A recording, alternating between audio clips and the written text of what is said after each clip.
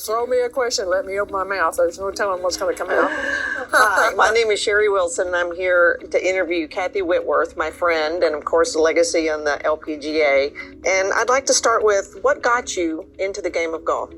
I didn't play golf, and my family didn't play. And anyway, the kids I went to school with, their family belonged to this little 9-hole golf course.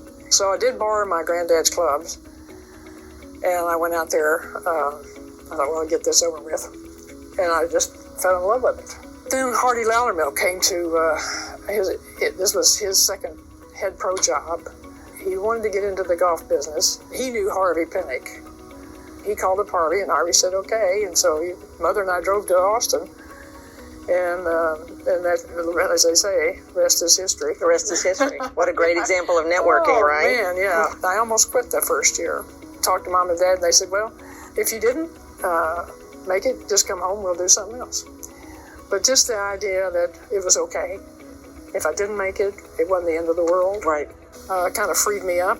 And so I went back and picked up the tour in the East Coast and went along, and I won my first check. Wow. Well, I thought I had won the tournament. Any of the 88 stand out?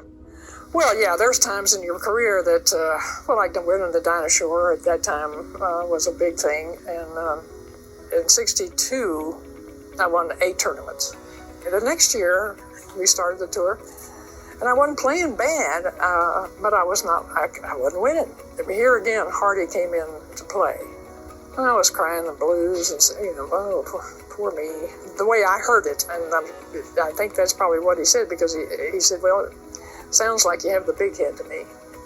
To hear it come from him, if it had been somebody else, I might have socked him. I knew he cared about me, and I knew, he wouldn't say something like that. And because I went back to the hotel, and I thought that long and hard about it. I never took winning for granted again. I went out and won that week. Great lessons. Yes. Yes. But I had another help. It's okay to make a mistake. Everybody makes them. But you got to admit you made it. Then you can correct it. And so that's when you start to grow, and you start to learn about yourself and how you handle things. And so every week was a new week, new tournament, or new, just because you may have won the last week doesn't mean you're going to win this week.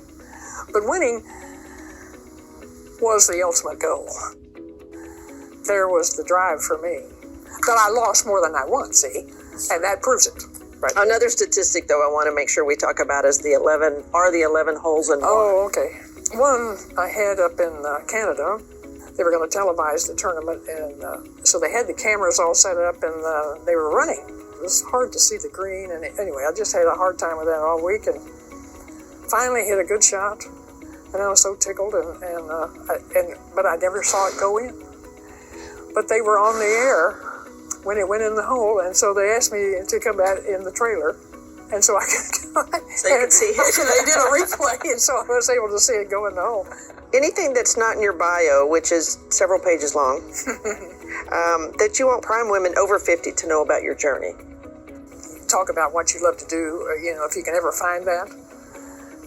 And it doesn't matter what it is. It can be anything. It's just something that you really have a passion for or are interested in.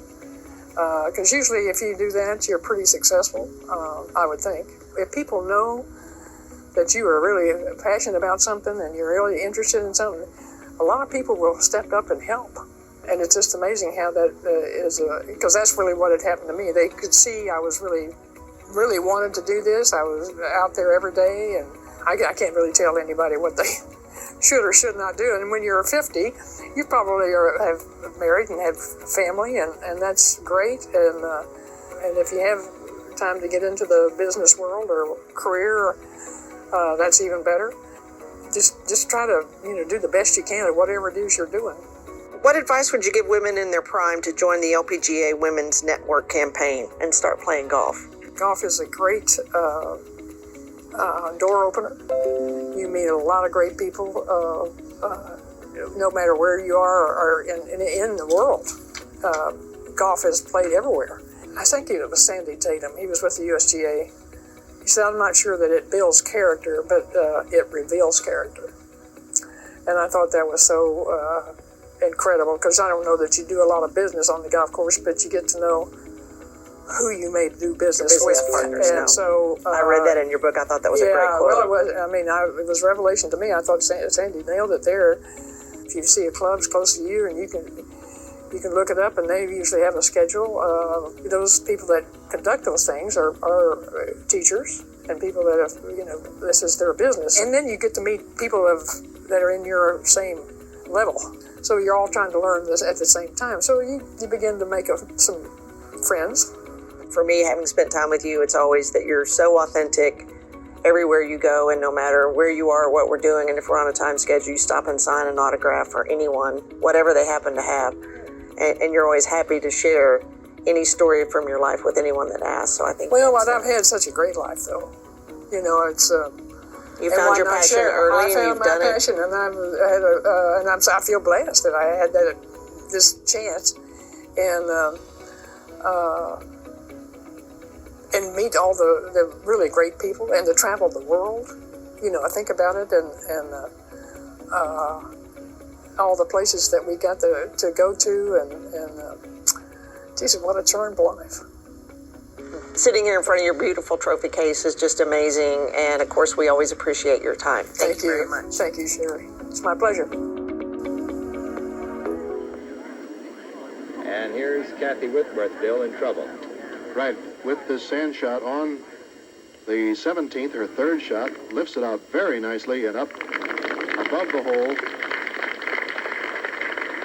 So yes. She has a long one, about a 15, 18-footer for her par. Yes, and it's on that uphill, to put it on the upper side of the hole, which means she's putting down. She's going to have to roll it very carefully to try to save a 4. I know she didn't want to put it up there because it's much more difficult to make a putt on these slick, beautiful greens from above the hole. It's amazing, Byron. Of the 13 tournaments this year, Carol Mann and Mickey Wright have each won 4. Kathy Whitworth has won 3. And the other 2 were won either by Sandy Post or Marilyn Smith. So Carol, Kathy, and Mickey really have dominated the women's golf this year. Now Kathy Whitworth, leading money winner. Break a lot to her right, Bill, and it is fast. You watch the ball and you think it's just going to not get there, and watch it roll. She won $44,000 last year.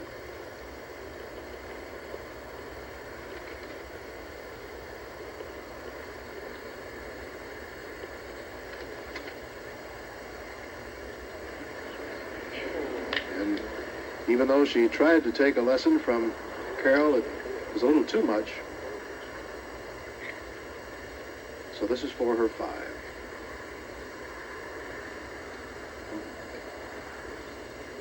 Kathy Whitworth at the 17th is now 12 over par.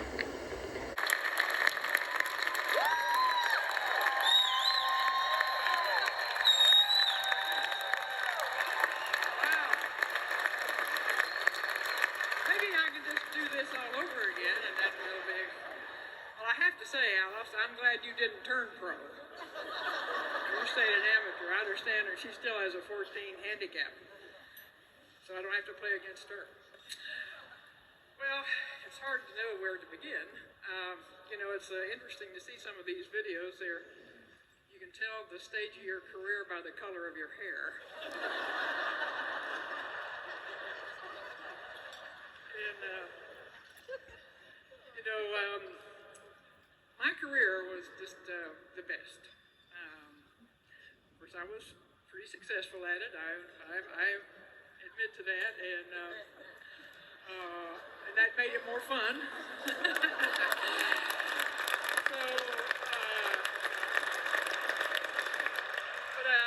As he said, I started when I was 15, and turned pro when I was 19. And then in 59 and 60, we played here in French Lick. And I was on tour then, so I was able to experience, but I have to say, not this one. This is an incredible facility and resort. And, you don't know, but golf, as Jan has expressed, it has been my life. life since I was 15 years old. So, and it was just the best, and it is still very much a part of my life, and has brought me here this evening. And I have been inducted in the other Hall of Fames, but they're all special. And this is just as special as any of the ones that came before, maybe even more so because it's come at a time of my life. However, I didn't know that I was going to be the old one to be inducted. I didn't know that part. It's going to be fun to figure out who's going to be the next one. There's only one other here that's the same age as me, but I won't tell. But, the wins were great. They were, that's what you were out there to do. And sometimes I didn't always win. Somebody else lost. Sandra Haney tells a story on me. I didn't realize this at the time, but she said I three-putted the last toe to let Whitworth win her first tournament. I said, well, I thank you very much. So if anybody else out there did that, I thank you very much.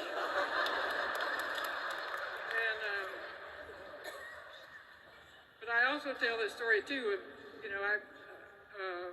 Sometimes you're not aware of things that are going on out there because I was too busy having a good time and playing, and that's what I was there for. And I can't tell you how much I enjoyed my career, and still. But when I think back on it, I really enjoyed the travel. It didn't bother me to travel, and I was always looking forward to the next tournament. I didn't mind living out of a suitcase, and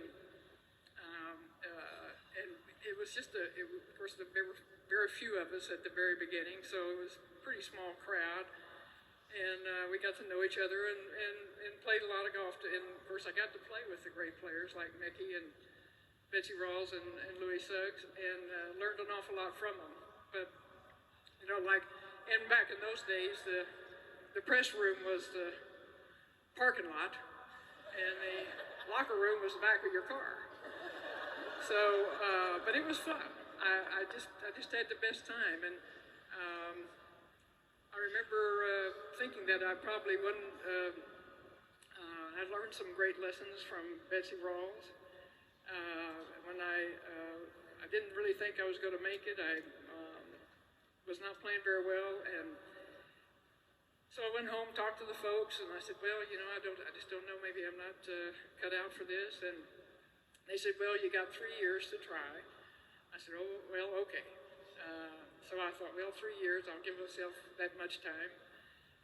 And went back out on the tour and read an article from Betsy Rawls, and she said, well, I work harder for an 80 than I do for a 70. And I had to think about that for a little bit, and I thought, well, that's probably right. Because when you're shooting an 80, everything is going to hell in the handbasket. And you have to try a little harder. And I thought, well, I wasn't trying very hard. When I'd have a bad shot or a bad round, I was giving up. And I didn't recognize that's what I was doing. But, and I'm telling this story because that week I didn't give up, and I kept playing. And that was a great turnaround for me, and I think that's why I was able to continue to win later on, because it just got to be a habit of not giving up. And I won my first check that week. $33.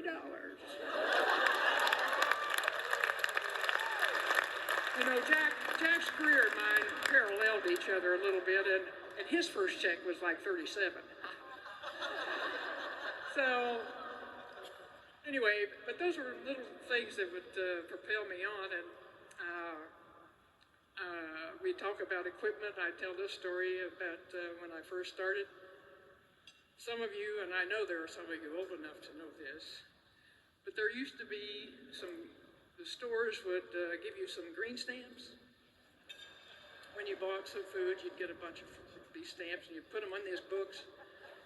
And my mother saved those things, and she was very stingy with them because, and they would send you a catalog to look at. And anyway, there were 2 golf clubs in there, a driver and a 3-wood, and I was coveting. And finally talked her into it, and she let me get those 2 clubs.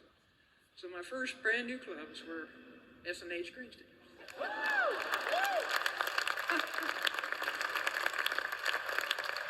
But the fun part about that is, in 1977 or 76 or somewhere along in there, I think, we had a tournament in Houston, and my mother was there for the week, and she'd come out, and as it was, the sponsor was S&H green stamps. Guess who won?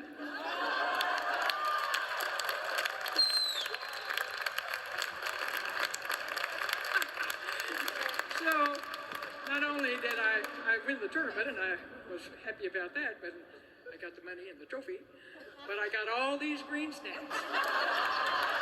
So Mom was there, and I said, okay, Mom, it's payback. So I gave her all the green stamps back.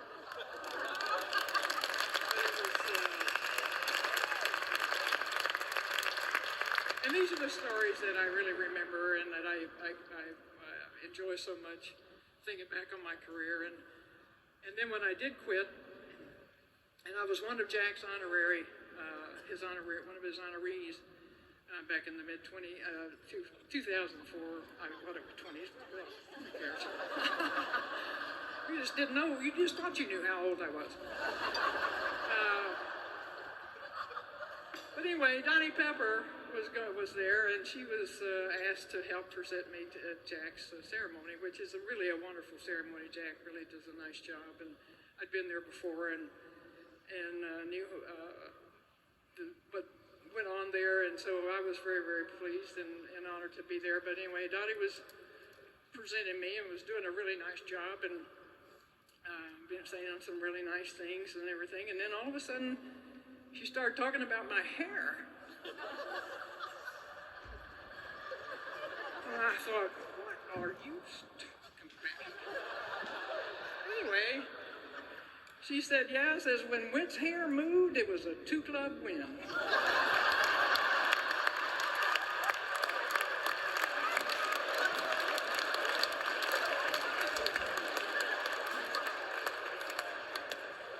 Well, I thought about that for a while, and I thought, boy, I wished I'd have known that. I could have won a few more tournaments, I think.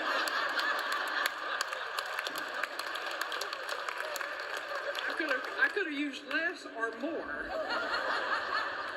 and they would have been in real deep trouble.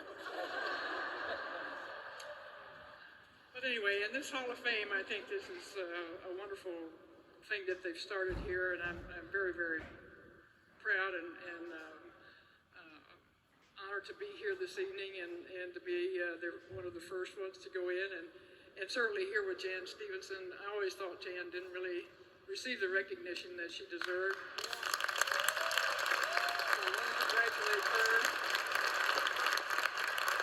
I do remember many times watching her and her mother and father out on the putting green till everybody else gone home or back to the hotel, and there they were out there practicing. So I know how hard she worked and how hard she does work, and so she's been, and I have to say though, I don't think I would have ever gotten in the bathtub. Being the sex queen was not my line of work.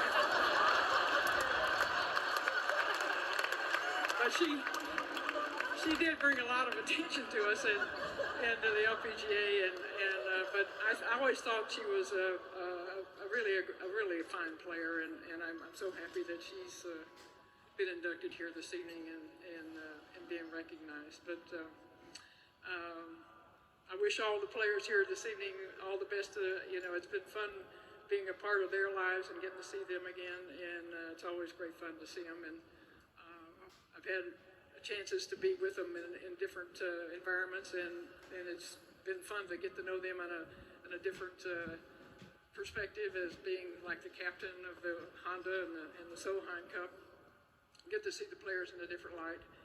And so it's been great fun, and as I said, it's been a great ride. I've just had the best time, and I'm still having a great time, and I'm so happy to be here this evening. And thank you, the French Lick Resort, for making this happen, and enjoy the rest of the week. I'm just glad I'm not playing.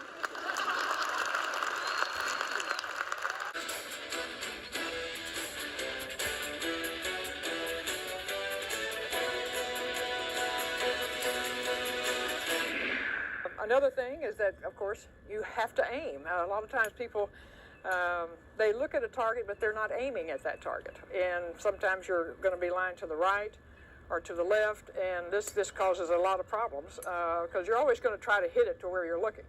But if you're lying too far right, then you have a tendency to pull it back. If you're lying too far left, then you're going to have a tendency to push it.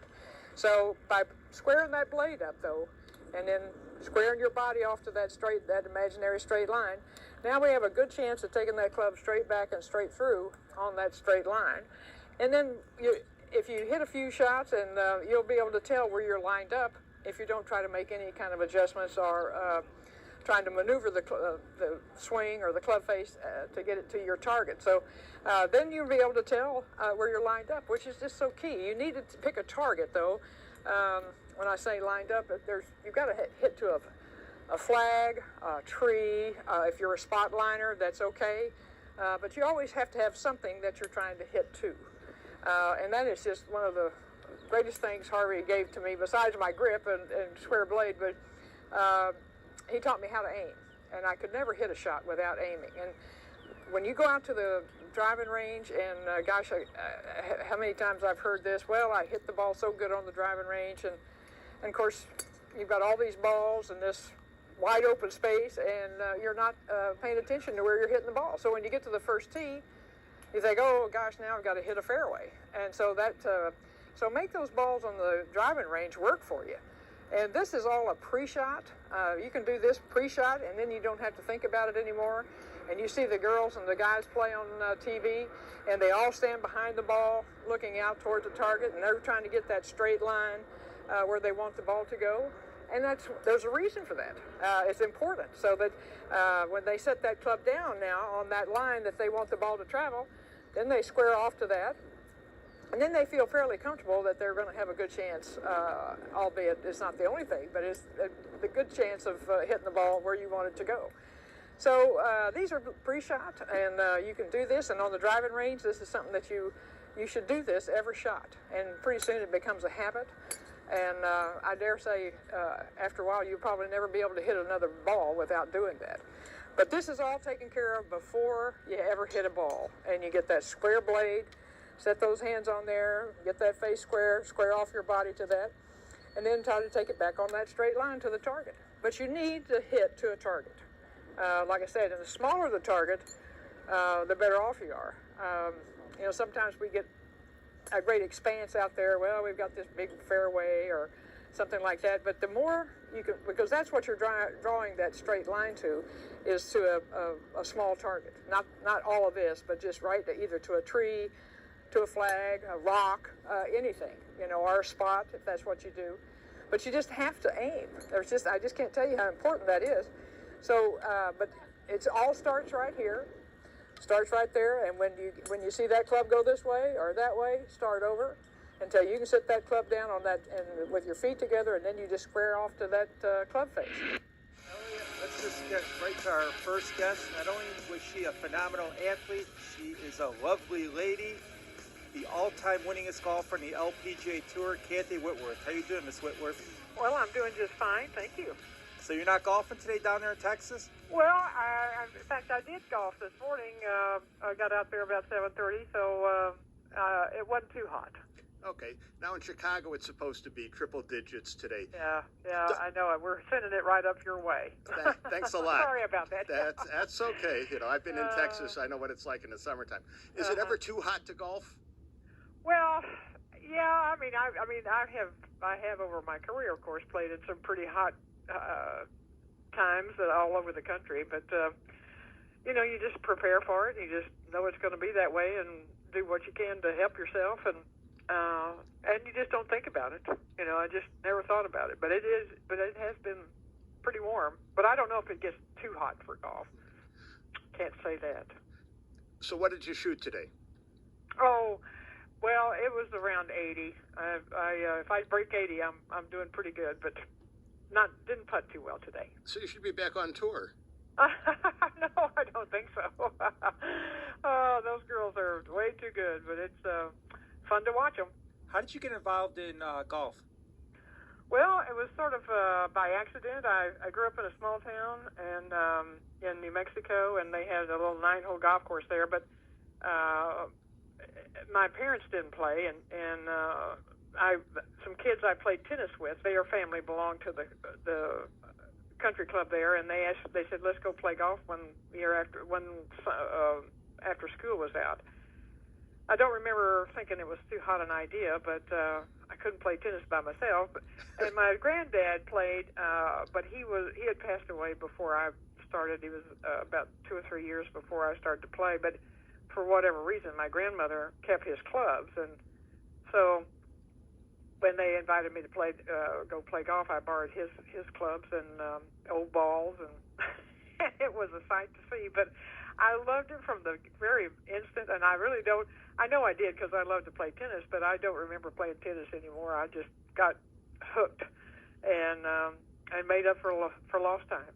Were you good from the beginning? Oh no, I was terrible, and I played almost a year before I ever even played with anybody. I was just so embarrassed to play with anyone, but I was a good athlete. I have to say I had a lot of natural ability with sports, and so maybe I started playing a little better than maybe some, but I didn't have any way to gauge if I was good or bad or medium or whatever, because there really weren't any, young players, men or women, or boys and girls. There just wasn't any like that when I grew up. So I couldn't compare myself to anybody, and so but I had help, and fortunately for me, this gentleman, Hardy Loudermilk, came to jail as a head pro, and he knew Harvey Pinnock. And so when he watched me hit some and played some, he called Harvey and asked if it would be all right if he sent this young kid to see him, and he said okay. And so Mom and I drove to Austin, and so how lucky was that? Did you see his little red book or little green book? Well, I didn't. No, I didn't at the time. But as years went by and everything, and I told Harvey, I said, Harvey, because he never really wanted to write anything. He just was afraid people might misunderstand what he had to say, and so he was just really, really reluctant to do that. But anyway, we'd all tell him, Harvey, you can't leave us without writing this down. All his wonderful things that he told us. And so he said, I've got a little journal that I keep. And he said, Tinsley, his son, has access to it. I said, okay. Well, then as he, began, and he decided to write the book, Bud Shrake, who was a author there in Austin, a wonderful guy, a big golfer, and loved Harvey. And so, but as it turned out, and I did get to see it later, but it was a little red vinyl kind of loose leaf journal, and it was red, and so consequently that was the name of the book, the Little Red Book, and how lucky we are that we have it. If it only made us all better golfers, right? I know it, but these were just little things that he found helped most people, and the genius of this man was unbelievable. And of course, at the time, when I first went to him, I didn't know, I certainly loved him, and he was good for me, and certainly made me a better player. And but I don't think anybody. I mean, most of the time we had to try to explain who Harvey was, and because he never sought any kind of notoriety or fame or fortune or whatever. And which was not to say it's not important, but he just wasn't interested in that, and so nobody ever heard of him. So, and we'd, like Tom Kite and Ben Crenshaw and Betsy Rawls and myself and others, that when we played well, we'd go and talk to the press, and they always wanted to know, well, who taught you to play, and try to explain who Harvey was, and it was just very hard. Different than nowadays with the Golf Channel, where you have the former teacher Tiger Woods teaching Barkley how to golf, or Ray Romano. That was just not something Harvey was interested in and wanted to do. And if he could help you, he was thrilled. And he always loved to hear from you if you were doing well. And certainly was my only teacher. But that was just not his, desire or whatever. It just wasn't. That wasn't it. He wasn't looking for a lot of credit or like I said, any kind of accolades. Although we were all happy to give it to him, but he was just so humble and just was so pleased though when he could help somebody become a better player. That was just his, and it didn't matter what kind of player you were. You didn't have to be a great player to get a lesson with Harvey. But you had to agree. Most of the time, at least it was with me, and I can see that with other players. Because he said, you know, if I can help you, but he says, I believe I can help you, but he said, you're going to have to do what I tell you. And he said, otherwise, it's a waste of your time and my time, and, you know, it won't work. And that's absolutely right. So when you think about it, any teacher, you know, really wants to help the student, but they have to be willing to do what they want you to do. And fortunately, I don't know if I was smart enough or dumb enough to say, you bet, you know, I do whatever you want me to do. And because I will sit there to learn from you. And boy, how lucky was that? And I just can't, I talk about it all the time, and I try to convey that, but I can't really express how wonderful that was and how grateful I am that I had Harvey. He was just the best. Okay. So you're 19 years old. Mm-hmm. Who says, Kathy, it's time for you to become a pro golfer? Well, that's an interesting question, because that was a big discussion with my mom and dad and Hardy Loudermilk, and of course the LPGA was only 9 years old in 1959. They started in 1950, so it was it was doing okay, but you weren't going to make a lot of money, but you couldn't make a lot of money doing anything else, basically. So, but it was something I really loved to do and wanted to do, and I'm quite, and really I really wasn't good enough. I didn't know that at the time either. You got to think you're pretty good, or you wouldn't do it. And they must have felt like I was, but I couldn't play a lot of amateur golf because my family, we just couldn't afford to go back east where most of the big amateur tournaments were. And so what I played, what I could get around locally was okay, but it wasn't tournament golf. And so this way I could accept financial backing, and which is what I did. I was lucky enough to have Hardy and Dad and two other businessmen form a little corporation, and I tell this story because that allowed me to go out on the tour and not be a big financial burden to my dad and mom and to the family. But this contract they had, that was like, you know, anything I won, they'd get 50% of. Well, of course, I didn't win anything. You know, I thought, 50% of nothing is nothing. So, but anyway, it was just a gesture, basically, that this way they could sort of write it off. But unfortunately, it wasn't all that expensive to play on the tour back in those early days. So, we stayed in a lot of private housing and drove. We never flew. Nobody flew back then. So it wasn't terribly high dollar, but it still was. Anyway, that was the great opportunity I was given. And as it turned out, I really learned how to play on the tour, because I really struggled there at the beginning, because I didn't know. I had no idea. So I had to learn how to, I just learned on the fly. And fortunately, there weren't that many players back then, like 30 or 35, so there was no cut. And so you might occasionally get paired with some of the better players, so you could learn watching them play, and so it was just a great experience. I loved my career. There were some down times, of course, but everybody has to learn through their mistakes and setbacks, but even those were worth every bit of it. I can't tell you how much fun I had, and I just am so grateful that I had that opportunity.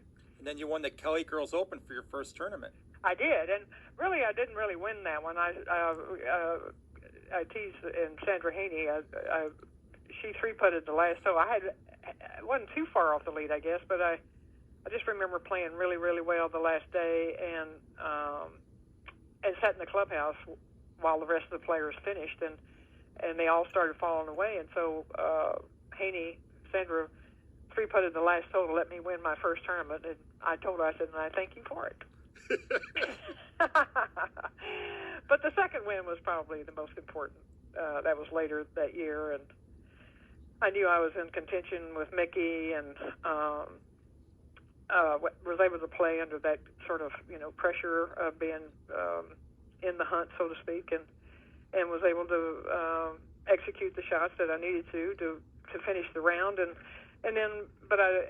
so that was a real confidence builder for me.